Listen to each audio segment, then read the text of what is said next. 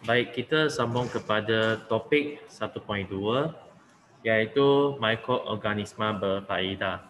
Sebelum ni kita telah belajar ada 5 jenis mikroorganisma. Kalau you masih ingat, kita ada virus, kita ada bakteria, alga, protozoa dan kulat. Dan setiap mikroorganisma dia ada ciri-ciri yang berbeza. Contohnya virus, kita dah tengok dia tak boleh hidup tanpa perumah. Okay, dia mesti perlukan satu rumah, iaitu organisma. Contohnya manusia. Dia perlu tinggal di dalam manusia baru boleh hidup.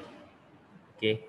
Tapi tak tahulah sekarang COVID-19 kan, dah ada kata walaupun virus COVID-19 ini dia tak perlu dia tak semestinya perlu berumah, mungkin dia boleh masih hidup di dalam udara dalam pada satu masa yang seketika lah, mungkin 5 hari ke, tak tahulah. That's why sekarang kita tak pastilah macam mana dia punya perubahan kepada virus tu. Okay, tapi ini basic lah, basic dia perlukan perumah untuk hidup. Okay, dan hari ini kita akan cuba tengok apakah kegunaan mikroorganisma yang berfaedah. So apa yang kita nak fokus hari ini adalah mikroorganisma yang berfaedah. Apa maksud berfaedah? Maksudnya dia adalah baik. Okay, dia adalah mikroorganisma yang baik. Okay, very good. So, apakah kegunaan dalam kehidupan kita? Okay, so sebelum itu, kalau biasanya kita pernah makan roti kan? So, kenapa roti itu dia boleh menjadi lembut? Okay, dia tak, bila anda makan roti itu bukan rasa macam batu. Okay, tapi dia lembut supaya kita boleh mengunyah, boleh telan. Okay, itu pun salah satu aplikasi mikroorganisma. Okay. So, kita akan tengok daripada 3 aspek. Okay. 3 aspek. Yang pertama adalah perindustrian. Okay, kalau tengok you punya buku teks, buku soalan 28. Okay. Daripada perindustrian, kita ada minuman. Okay, minuman, barangan kulit dan juga makanan. Maksudnya kalau dalam kilang mereka cuba hasilkan produk-produk, mereka memerlukan mikroorganisma yang berfaedah. Okay. Nanti saya bagi contoh lah. Lepas tu untuk pertanian, dari segi pertanian, contohnya dari segi pencernaan haiwan. Maksudnya kalau haiwan tu, tak kisahlah haiwan ke kita. Bila kita cuba makan, okay. Selepas kita makan, dalam sistem pencernaan tu dia perlukan bakteria untuk membantu kita dapat menyerap nutrien. Okay. Selain itu juga untuk bakteria penetratan. Okay, nanti kita akan tengok satu-satu. Dari segi perubatan, kita selalu nampaklah ada vaksin. Okay, vaksin, antibiotik dan juga hormon. Okay, hormon. Okay, kita tengok satu-satu. So, untuk perindustrian, contohnya kalau kita tengok minuman Vitagen. Okay, Vitagen, dalam Vitagen, dia gunakan mikroorganisma yang berfaedah, iaitu Lactobacillus bulgaricus. Okay, so dia menggunakan bakteria ini untuk menghasilkan minuman seperti Vitagen. Okay, tahu Vitagen kan? Okay, untuk menghasilkan barangan kulit, 2 bakteria yang terlibat adalah Bifidobacteria dan juga Lactobacillus subtilis. Okay, ini nama sajalah. Okay, nama saja. Susah nak ingat, so saya rasa tak perlu ingat sangatlah. Okay, untuk makanan seperti roti, okay, kita perlukan mikroorganisma seperti yeast. Okay, yeast. Okay, kalau yeast dalam bahasa Cina,发酵粉. Okay, kita selalu kalau kita buat baking ke apa, kita perlukan yeast. Okay. Ini adalah makanan, minuman dan barangan kulit. Okay. Lepas tu dari segi pertanian, okay, kalau kita nak tengok kan, untuk pencernaan haiwan, kita memerlukan Bifidobacteria. Okay, bifidobakteria. Dan untuk bakteria penitratan, okay, apa maksud ini? Okay, biasanya kalau dari segi pertanian, kita selalu perlu menggunakan untuk buat baja. Okay, buat baja ke apa. So, bakteria-bakteria seperti Nitrobacter dan Nitrosomonas, mereka berfungsi untuk cuba ubahkan nitrate kepada nitrate. Okay, yang ini kepada kimia lah, tak payah tahu sangat. Tapi yang penting sebenarnya, mereka lebih fokus untuk buat baja. Okay, buat baja. So, ini kegunaan bakteria lah dalam pertanian. Okay. Kemudian kita ada juga satu lagi perubatan. Okay, perubatan ini banyak contoh lah. Kalau masih ingat tak, untuk tahun lepas kita ada belajar hormon kan? Okay, hormon. So, untuk hormon insulin ini, masih ingat tak apa fungsi dia? Insulin ini untuk orang yang mempunyai masalah diabetes. Okay. Kalau masih ingat, kita hormon insulin itu dekat mana? Dekat pankreas. Okay, pankreas pankreas. Okay. Dalam pankreas kita ada insulin dan juga satu lagi glucagon. Okay. So, ingat pankreas, pancake kan? Kalau makan pancake, mestilah masuk dalam perut dan dia akan menjadi manis. So, kalau banyak sugar, banyak gula, kita perlu tukar gula kepada apa? Kepada tenaga, glycogen. Okay, glycogen. Okay, untuk glucagon dia terbaliklah. Tukar glycogen kepada gula kalau kita kekurangan gula. Okay, kalau mungkin kita tak makan banyak lama sangat, kita perlukan tenaga ke apa,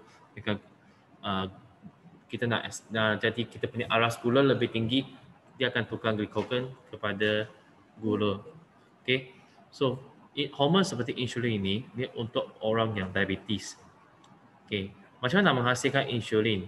Dia pun mendapat daripada mikroorganisma, iaitu DNA recombinant E. coli. Okay, DNA recombinant E. coli. Okay, E. coli lah. Okay, E. coli.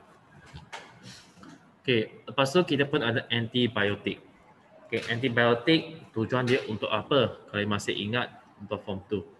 Okay, antibiotik untuk kita punya sistem, bantu kita punya sistem imun kan. Okay, so seperti penicillin. Okay, menghasilkan penicillin daripada mana? Okay, daripada mikroorganisma, nama dia Penicillium chrysogenum. Okay, Penicillium chrysogenum. Dan kita pun ada vaksin juga. Okay, termasuklah kalau kita tengok sekarang tengah heboh-heboh ni adalah vaksin untuk COVID-19 kan.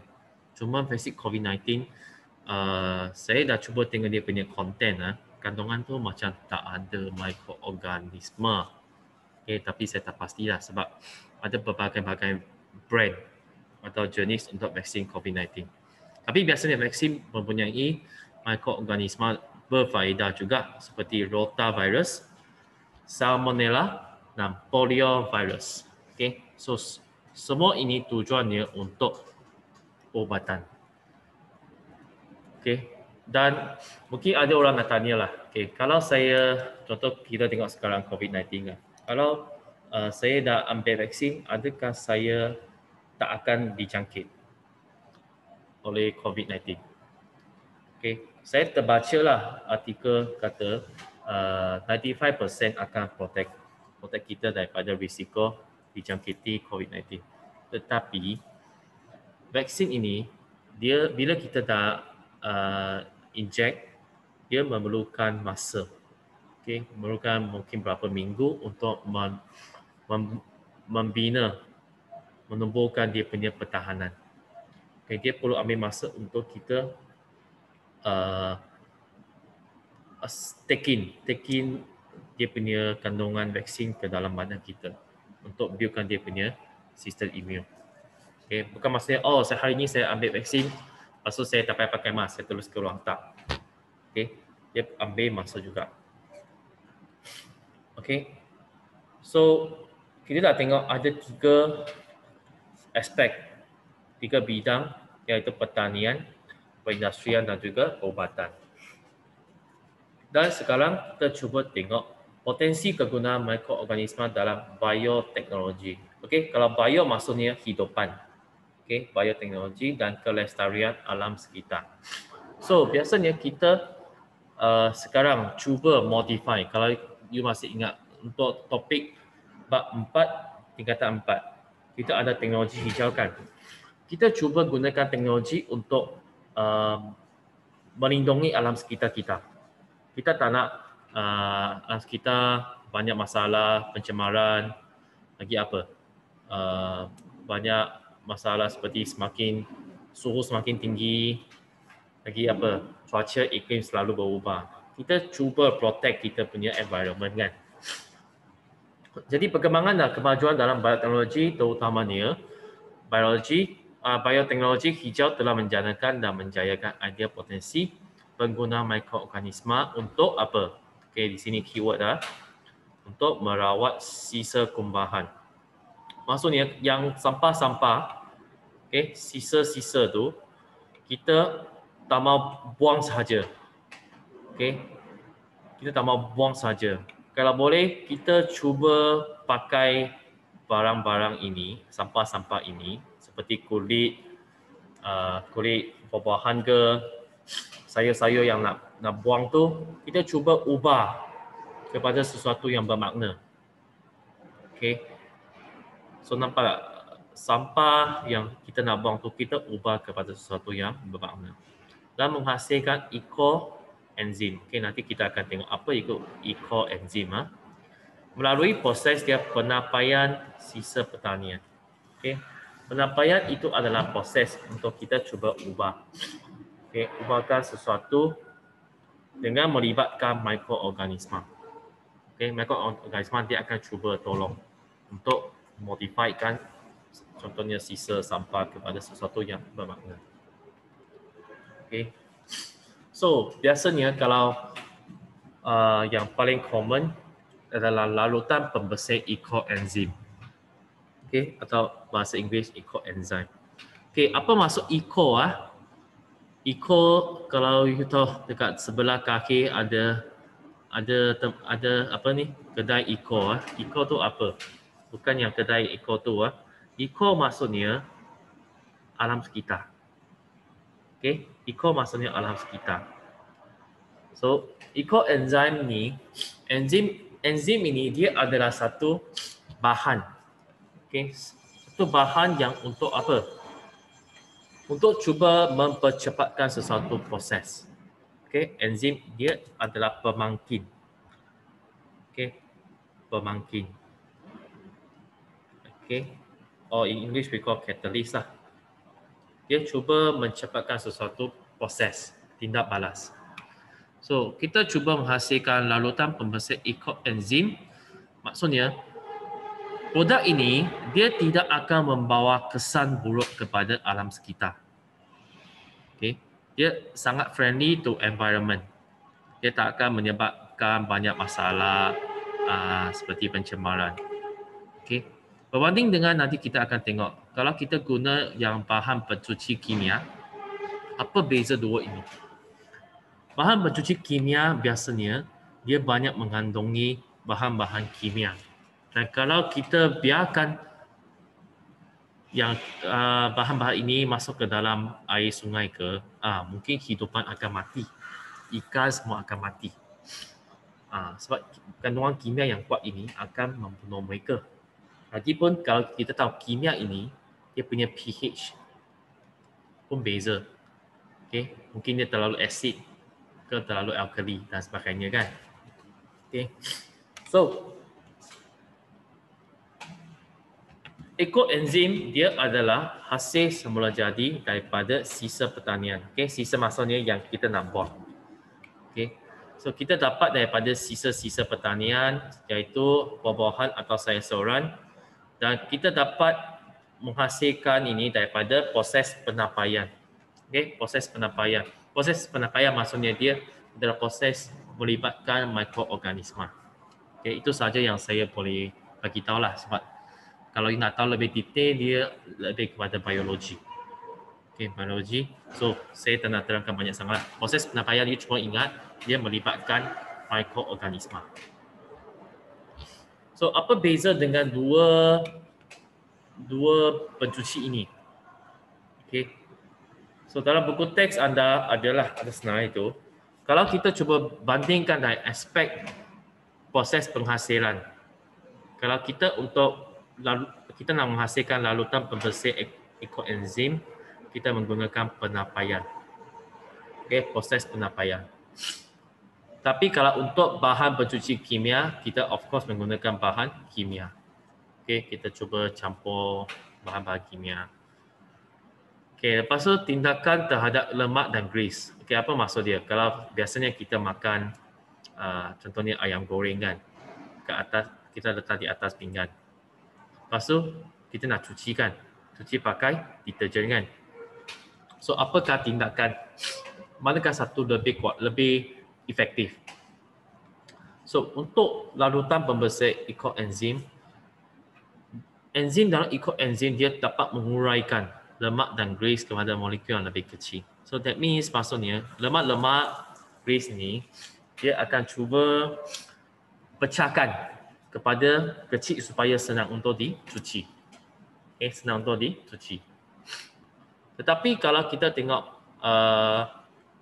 bahan pencuci kimia, okay, surfactant ini dia sebenarnya adalah dia adalah kata kunci dalam kimia lah. Okay.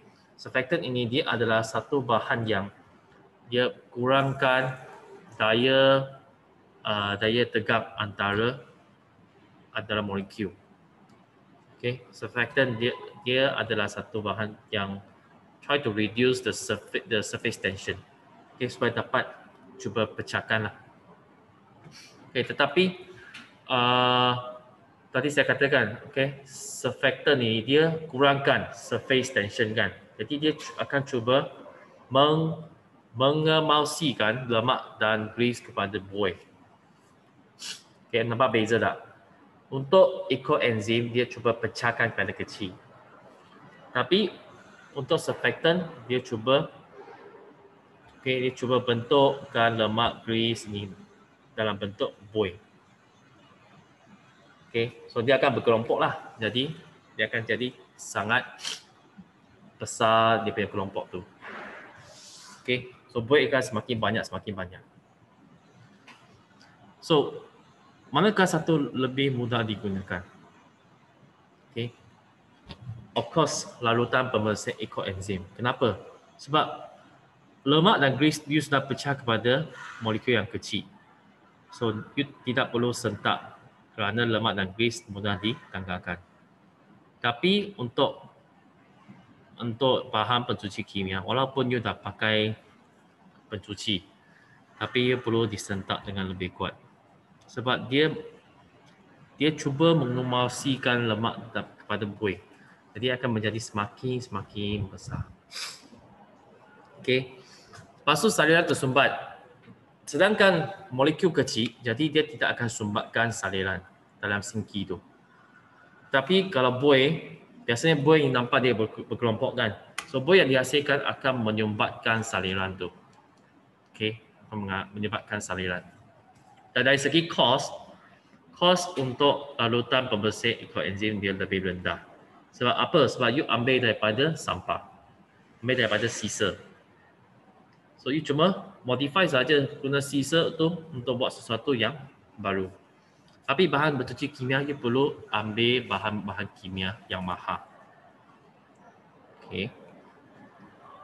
Dari aspek penghasilan sisa, of course ini lebih bagus, so dia tak berapa hasilkan banyak sampah, banyak sisa. Tapi bahan pencuci kimia banyak sisa-sisa yang mencemarkan alam sekitar seperti air. Okay, so nampak tak? Larutan pembersih ekoenzim ini lebih bagus daripada bahan pencuci kimia. Dan ini hasil daripada apa? Sebabkan mikroorganisma. Mikroorganisma yang tolong menghasilkan. Okay, nampak tak? So, bukan semua mikroorganisma dia tak baik. Ada bakteria yang baik juga. Okay, ada bakteria yang baik juga. Okay.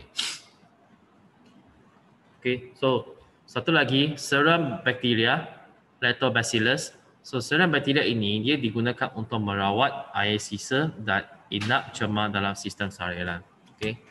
So, dia adalah tujuan untuk lebih kepada dalam dapur ke apa ataupun dekat sistem air salinan untuk merawat air sisa.